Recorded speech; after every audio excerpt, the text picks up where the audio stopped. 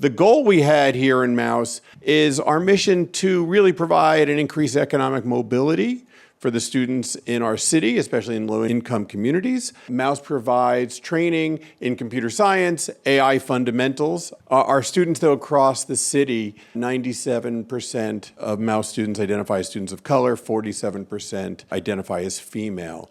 So what Mouse does really is we go into the schools, and our signature program is called AI Design League. Mouse trains teachers, and we go into schools to teach this computational thinking course that provides students with foundations in what AI is.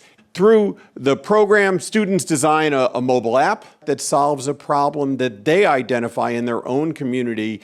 The experiment we embarked on with Decoded Futures was how could we bring automation across all the workflow areas within Mouse. Here's the good problem we're having. Just a couple of years ago in 2021, 300 students completed our Design League course. They were in 12 classes. When spring semester begins at the end of January, there'll be 3,000 students in this program across 129 classes. Where we once had 15 volunteers, we will have over 300 signed up by the time the volunteering experiences begin, most of whom will be new. What we're trying to figure out right now is how are we going to take a matching system that was built to match 15 volunteers to 12 classes and turn it into one that can match 300 volunteers to 129 classes. And using process mapping, it's a piece of cake, right? It's just 6 easy steps. You read the databases, you match the experience that the mentors have with the subjects that are being taught in the class, you check whether or not the mentor's available and the teacher's available,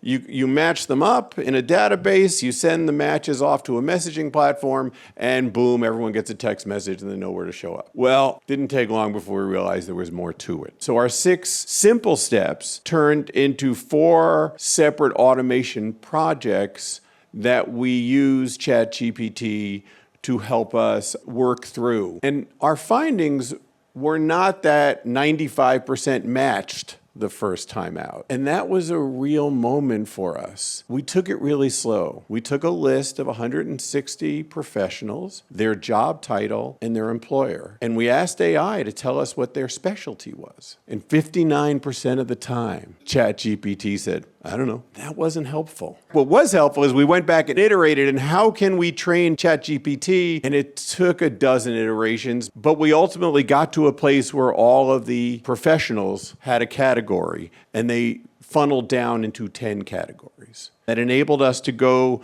to the second challenge, which was matching those professionals to the classes. What we tried to do was match the class category with the professional specialty. And the first time we did this, 49% of the classes went without a volunteer, and 78% of the volunteers never got matched to actually do their volunteering. Half our classes had no mentors, and more than 3/4 of our mentors didn't have a place to work. We ended up breaking it down into waves where if you worked in AI and the class was about AI, that's a slam dunk. But if we had too many AI classes and not enough AI professionals, we could go to the second bucket so computer scientists could drop in. And then the third bucket were product people who could go into an AI class.